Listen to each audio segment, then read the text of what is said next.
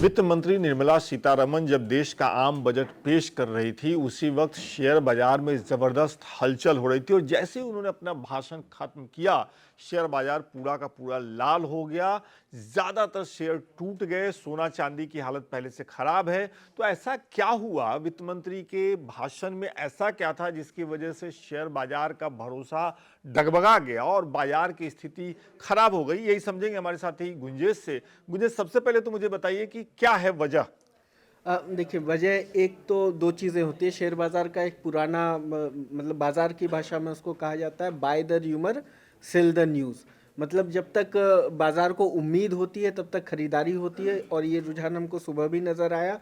Budget से पहले जब बाज़ार कारोबार कर रहा था तो हरे निशान पर कारोबार कर रहा था, काफ़ी अच्छी ट्रेडिंग चल रही थी। लेकिन जैसे ही बजट में कुछ खास घोषणाएं जो कि बाजार के मन के मुताबिक, जो फौरी तौर पर बाजार को अच्छी लगे, ऐसी घोषणाएं नहीं हुई, तो वो सेल द न्यूज़ पर बाजार आ गया और बिकवाली शुरू हो गई। ये एक वजह है। एक वजह और है कि खास तौर से एक टैक्स की घोषणा की गई है नहीं, एक सिक्योरिटीज। मिनट में आपको रोकूंगा। आप कह रहे हैं बिकवाली शुरू हो गई, लेकिन मैंने सुबह में जहां तक पढ़ा था कि आज जो शेयर खरीदे जाएंगे वो आज नहीं बेचे जा सकते। नहीं, वो अलग तरह के ट्रेडिंग वाले होते हैं, और कुछ शेयर जो बिकवाली बजट के पूर्वानुमान से शुरू होती है जिसकी, उस पर बिकवाली शुरू हो गई। तो अच्छा। वो बिकवाली ही मुख्य वजह है। ये तो पक्के तौर पर, क्योंकि लोगों ने मुनाफा वसूली करना शुरू कर दिया, इसी वजह से डाउन हुआ है। इसी वजह से डाउन हुआ है। ओके। और एक जो जिसने बाजार के सेंटिमेंट को खास तौर से प्रभावित किया है वो है सिक्योरिटीज ट्रांजैक्शन पर टैक्स लगाना। क्या मतलब है इसका? इसका मतलब है कि एक खास तरह की ट्रेडिंग होती है डेरिवेटिव्स ट्रेडिंग।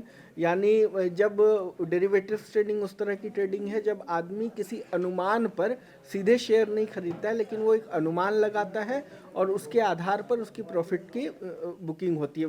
इसको आसान भाषा में ऐसे समझिए कि आप किसी कंपनी के शेयर का अनुमान लगाइए कि ये शेयर एक महीने बाद कहाँ पर पहुंचेगा। ठीक बात है। और उसके हिसाब से आपने प्राइस तय किया, तो इस पर सरकार टैक्स लगाती थी।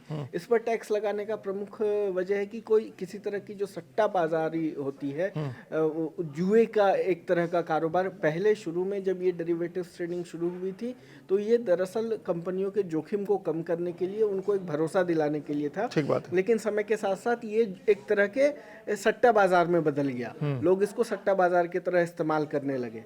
तो सरकार ने पहले इस पर 0.2% का टैक्स लगाती थी सरकार, अब उसको बढ़ाकर 0.15 कर दिया तो गया। ये एक वजह थी। ये एक वजह थी। इसका मतलब ये है कि अगर आप समझिए कि पहले अगर डेरिवेटिव ट्रेडिंग पे किसी को 100 रुपये लगते थे, तो अब वो 1.5% ज़्यादा, उसको 0.15% ज़्यादा देना होगा। ऐसे तो ये अनुमान छोटा है, लेकिन जो दिन भर में ये काफ़ी ज़्यादा ट्रेडिंग होती है, तो और हर ट्रेडिंग पर अगर वो लगे और 20-25 ट्रेडिंग पर ये लगे, तो ये करीब 2 से 3 हज़ार के आसपास। अच्छा, एक मतलब मुझे जैसे नहीं पता बाजार के बारे में बहुत ज़्यादा, हमारे बहुत से दर्शक भी हैं जो ट्रेडिंग करना चाहते हैं, करते भी हैं, लेकिन बहुत डीप रिसर्च करने का हमारे पास साधन भी नहीं है, मौका भी नहीं होता। मैं आम लोगों की बात कर रहा हूँ, हमारे पास तो फिर भी थोड़ा बहुत है।